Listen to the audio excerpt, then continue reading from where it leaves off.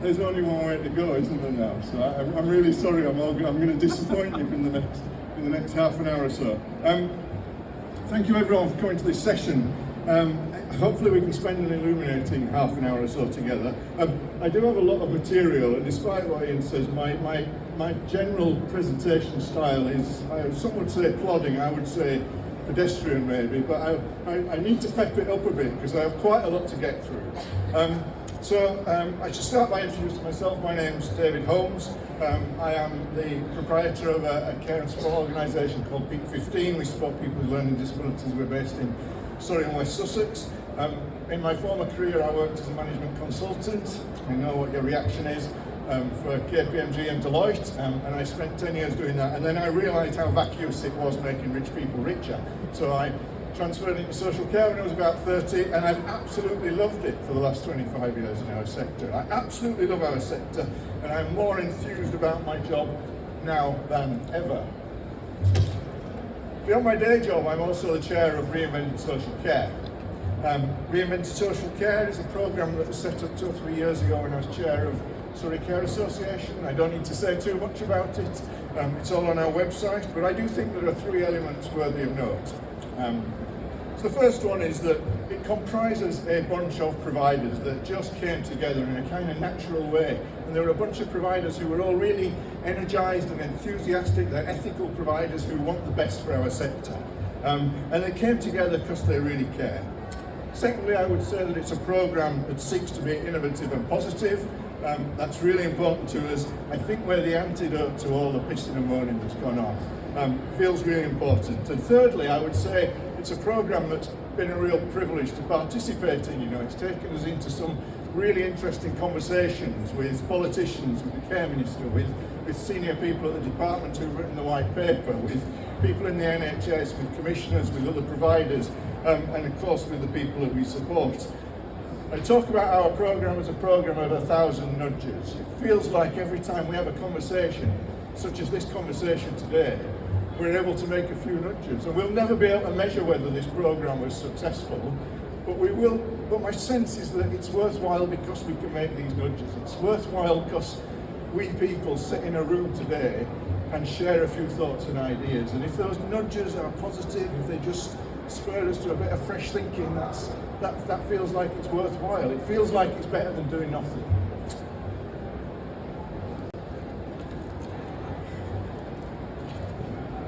Our programme's moving towards a report at the end of this year. It was only ever set up as a kind of task and finish programme. We've no notion that we are another representative body. That's the last thing we need in our sector.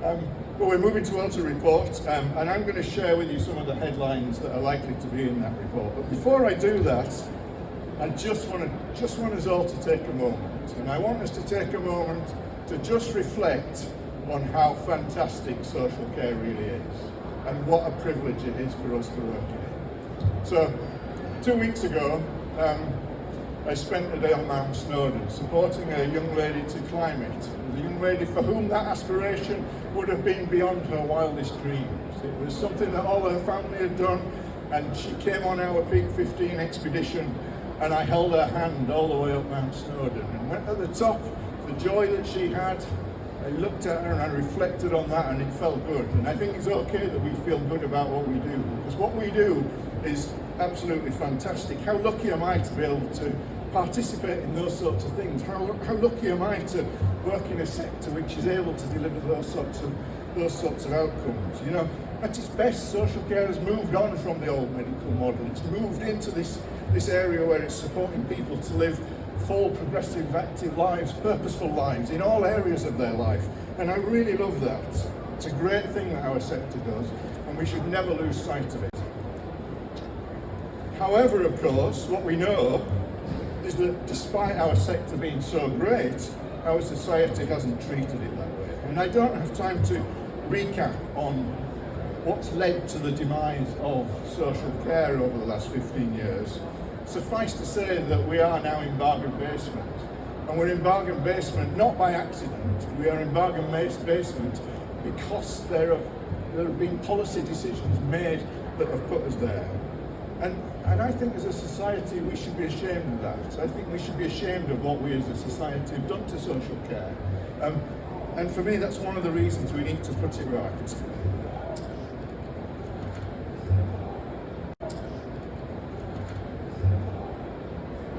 Social care ought to be seen as a measure of our society, didn't it?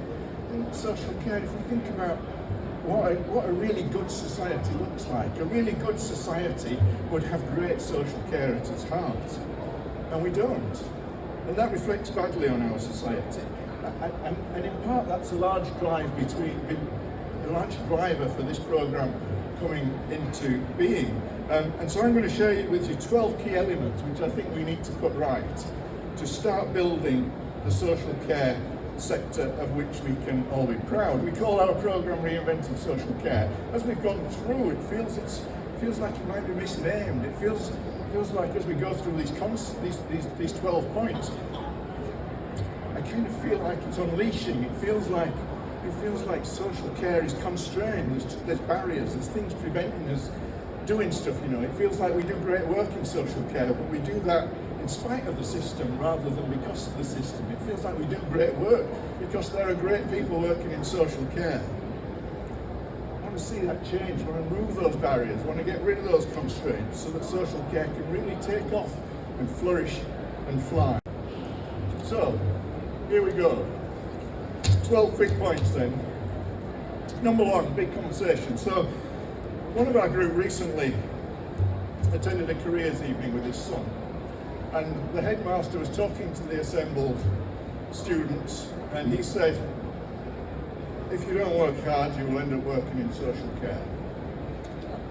Tragic, that, isn't it?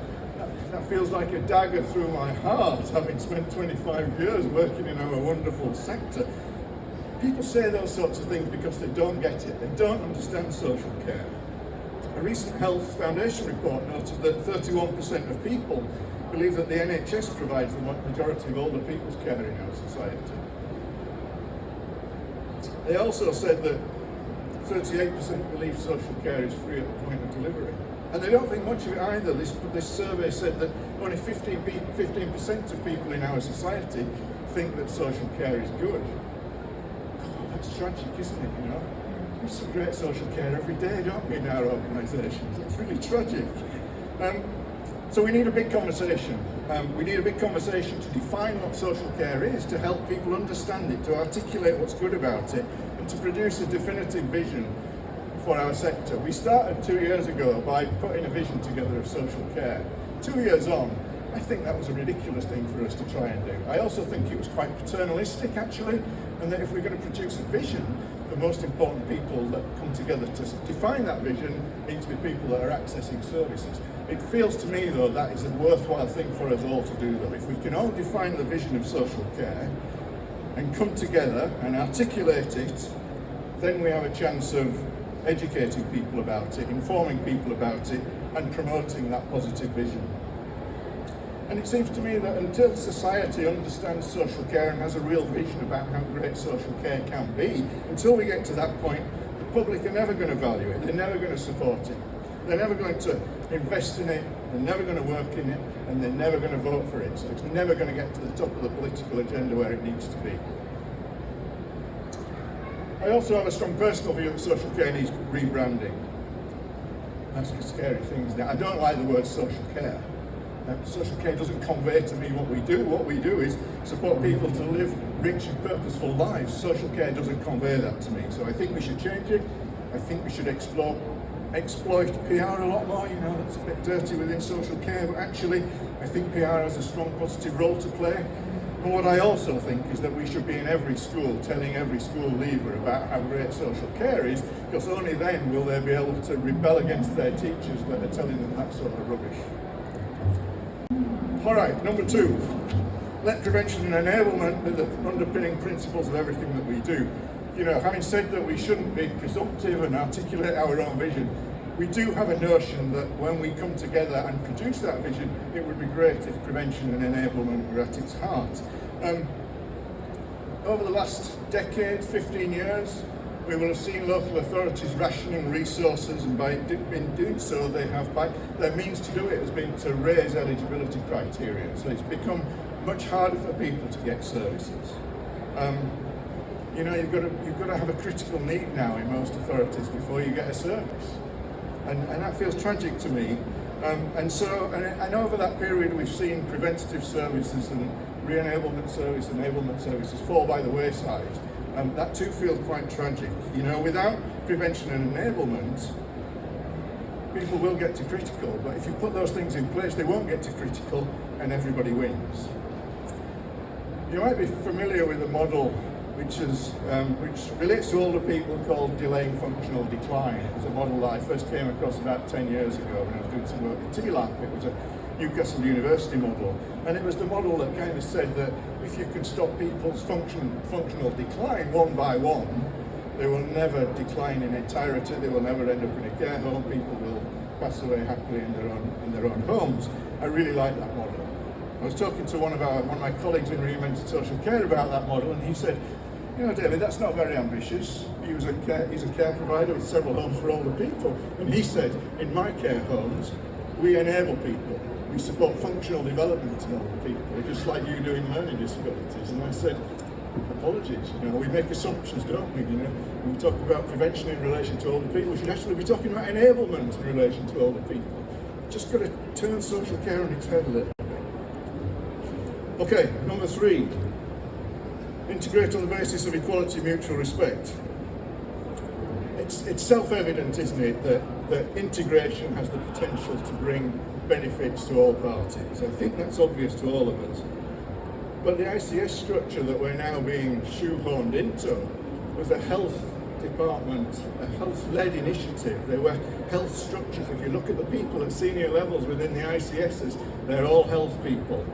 And now we're putting social care into that basket with health. It's a bit uncomfortable to me. I think social care is really important. I think social care and health are interdependent, but I think social care is different from health. I think it's equally important. People in social care need great health outcomes, but they need those health outcomes because they're an enabler. They're an enabler to allow them to go on and achieve other things in their lives. And social care can solve many of the problems of the NHS, but that's not our raison d'etre. We shouldn't just be at the ICS table because we can expedite people being discharged from the hospital.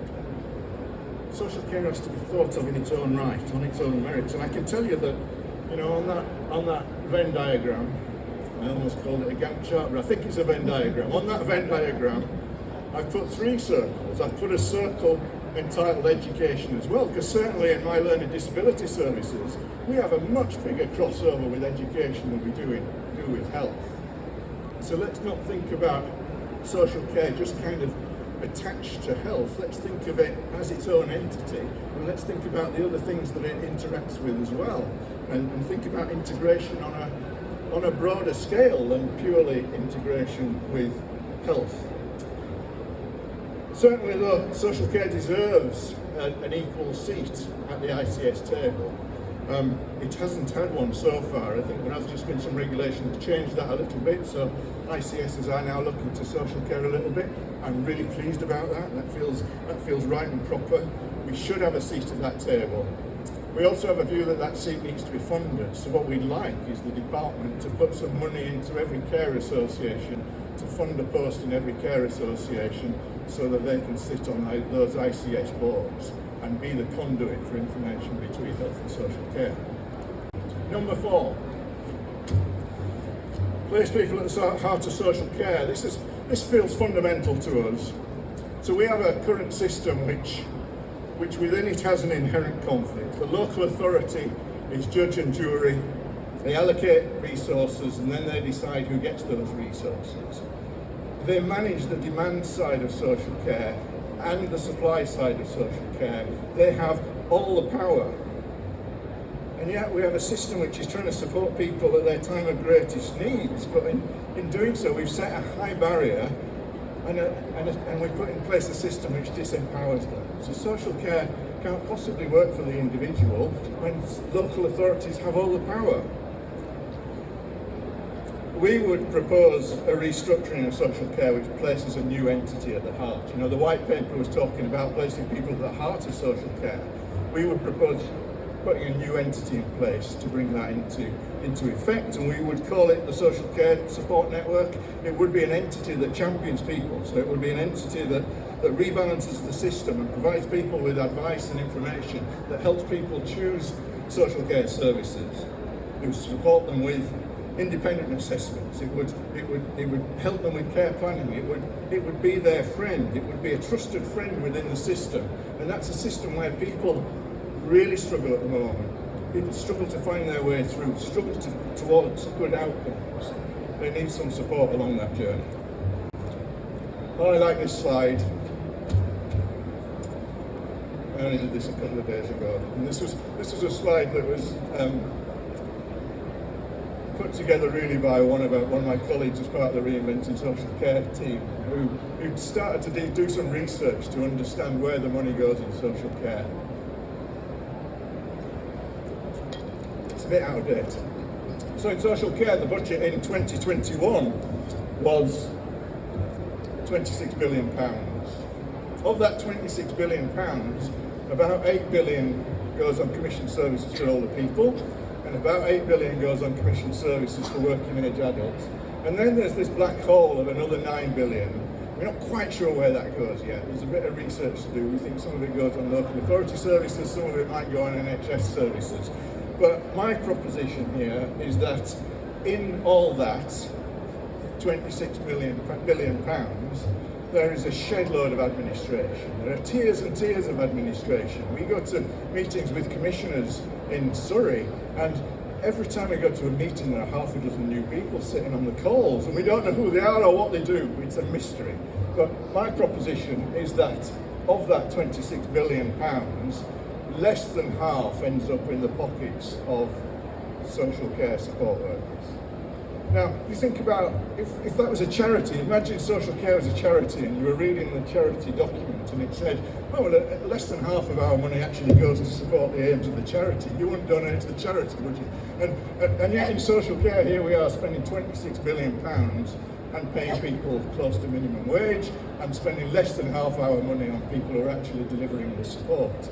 It's a proposition. I stand to be shot down for that. I haven't researched this. I think it demands a bit of research, but that's my theory.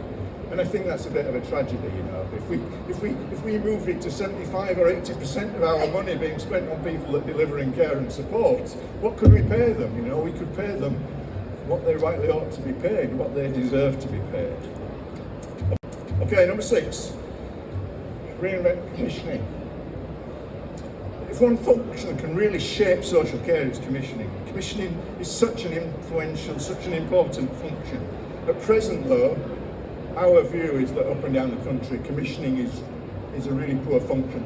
It's old school, the practices are trapped in the past, there is virtually no market shaping going on, cultures are conservative, constrained by rules and processes, very little innovation, no appetite for risk-taking, no partnership working with the provider community, lack of accountability. I mean, it's not like this everywhere, is it? Clearly there's some good people in commissioning doing good work, but by and large our view is that commissioning is a poor function, and that's a real tragedy because commissioning can be a real agent for change.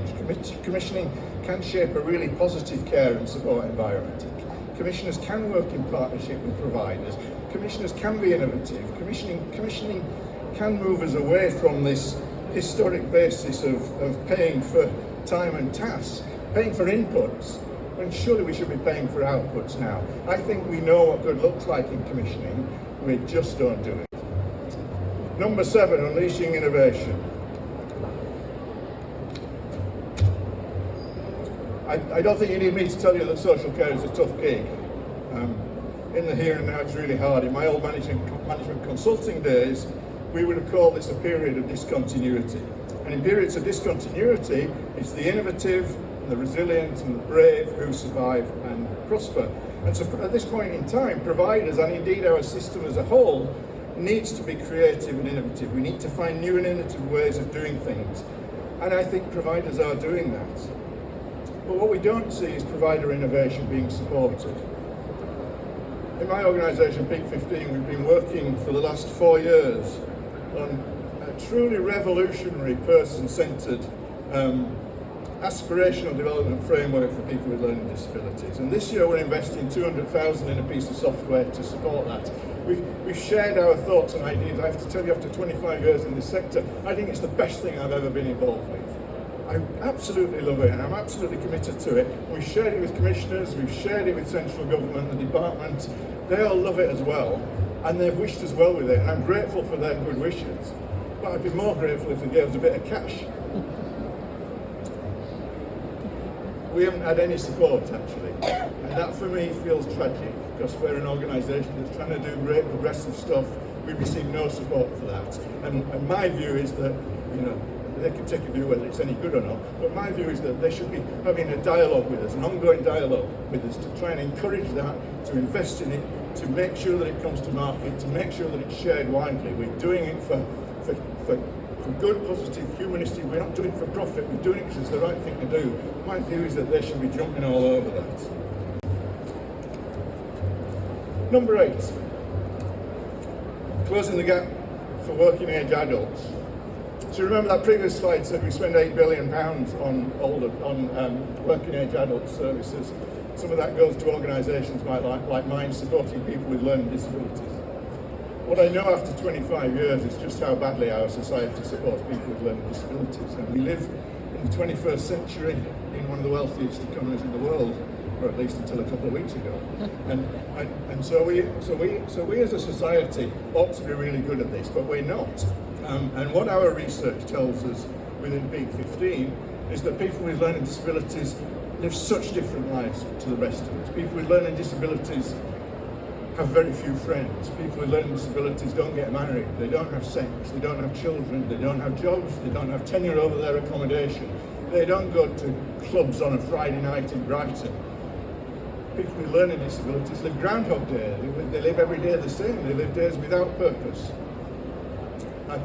I exaggerate to make the point. Of course I do. There's lots of services doing great work supporting people with learning disabilities, and I hope mine's one of them. But I don't think it's the norm, and I don't think our society has woken up to that and recognised that. And if they did, they could then start to change it. Because actually, people with learning disabilities can progress like you can't believe.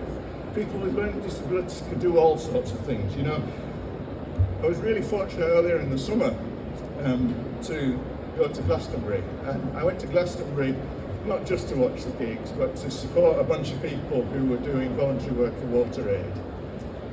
It was just an amazing thing, but they were living in a fantastic society. It was a closed society. They were cleaning toilets. It's not a gig for the faint-hearted, really. They were cleaning toilets. They were fantastic. They had the cleanest toilets in Glastonbury. People used to come across the site to use our toilets in Glastonbury. They were so clean. They were contributing fully in this society. They were contributing more than anyone else, actually, and they were respected for it, and they got loads of feedback that was really positive, and they came out of that having gone through this truly remarkable life-enhancing experience, and their energy and their aspirations are reshaped, and they're reaching for the stars. It's truly magical and truly wonderful, and that's what social care can be like. However, we were the only people with learning disabilities at Glastonbury. 200,000 people, 6 of us, 6 guys we were supporting, that felt like a bit of a tragedy. So there's a great opportunity here to support people with learning disabilities to live life like everybody else, to find a loved one, to get married, to have children, to get a job, we can do all these things. People can go on remarkable journeys, and if they go on those remarkable journeys, what happens is that they need less care. And so we fund less care. We support one guy who started his journey in a long-stay hospital, moved into a residential care home, now lives in his own flat 10 hours a week. His cost of care has gone from $3,000 to $1,500 a week to $200 a week. People can go on those journeys, and that's where social care needs to be. Number 9, value people who deliver social care. We know that the people who deliver the care and support are our most important assets. They are the people at the heart of social care, and they are fantastic. But you know, this year for the first time, according to a Skills for Care report that came out this week, the number of care and support workers has reduced by 50,000 since last year. And the number of vacancies has increased by 52% to 165,000. That should tell us something, shouldn't it? It's no surprise, we know. And that's because the wage rate has been managed to the floor, you know. That's because our society has chosen to fix social care wages close to national minimum wage. How tragic is that? You know, 10 years ago, social care workers used to earn more than people in retail and hospitality, and in my view, rightly so. The job is much more skilled, and yet somehow we've allowed that to deteriorate to a point where you get more pay, you get paid better in Tesco than you do delivering social care work. And at the same time, over that 10 years, our expectations of what we want for people working in social care have dramatically increased. You know, at Peak 15, I want people who are educators, who are enablers, who are motivators, who can light a real fire under the lives of the people that they're supporting. But we're going to get that on £10 an hour? It's hard, isn't it? So we need to make a radical change here, and there's a whole raft of things that I could talk about but don't have time to. And at the heart of that, for me, is professionalisation of social care. So people do need to be accredited, people need to have the right training, the right qualifications. A really important recommendation we have is about setting a pay grade system in place for social care which mirrors that of the NHS and mirrors that of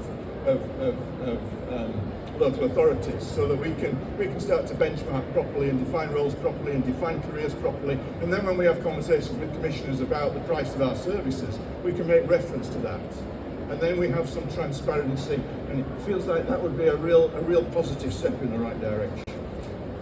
Number 10, make care and support processes genuinely person-led.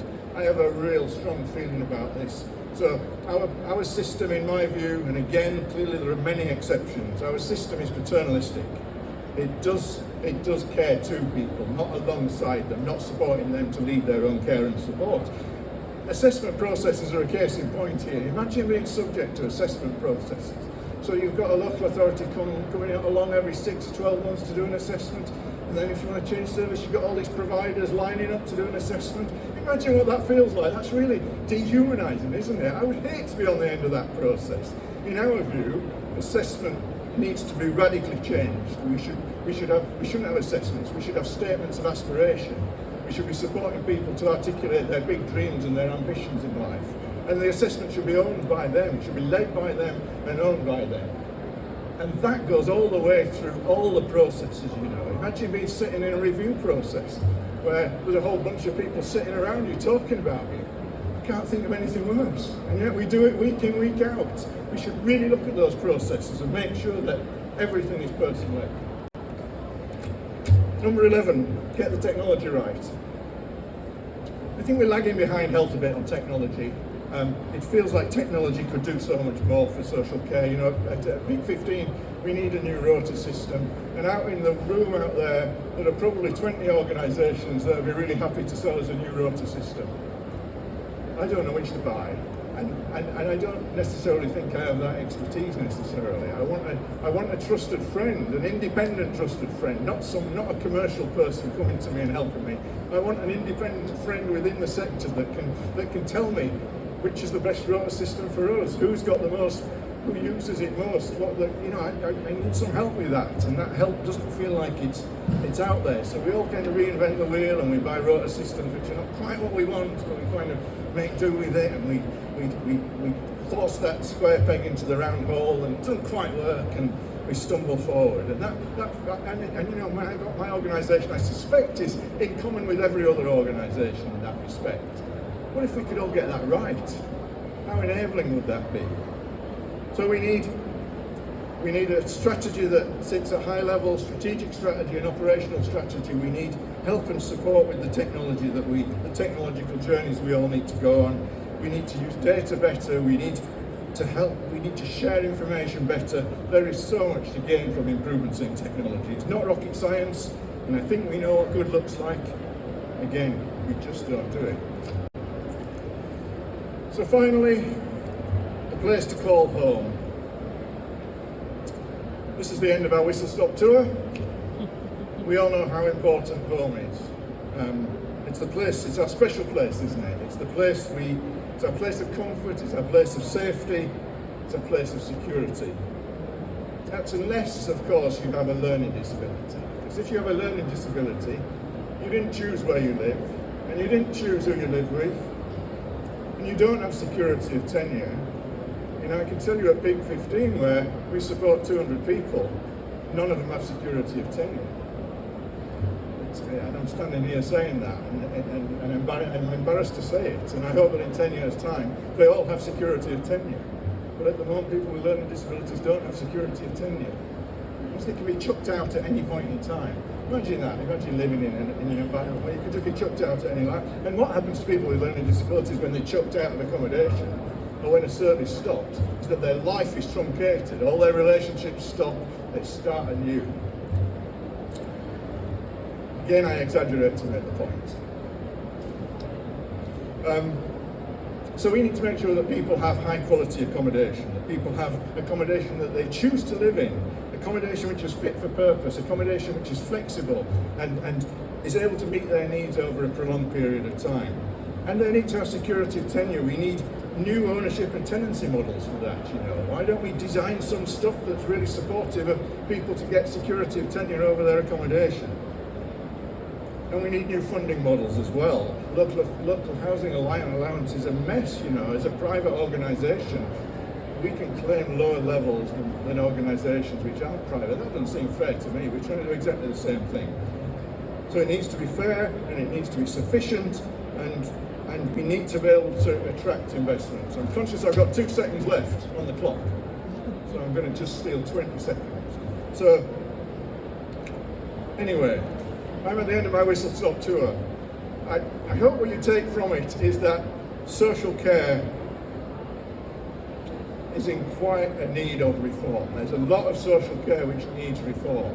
But my view is that as a sector, as a group of stakeholders, if we come together, we can define what good social care looks like. And for us, that's a sector which is agile and efficient. It's a sector which is genuinely person-led. It's a sector which is progressive and developmental, which has enablement and prevention at its heart. It's integrated and flexible and fluid, and it can deliver great support to people, which helps them to live rich and purposeful lives. At Reinventing Social Care, we'd like everyone to come together and start working on that agenda. That's it. Thank you very much. Ladies and gentlemen, please big round of applause for David.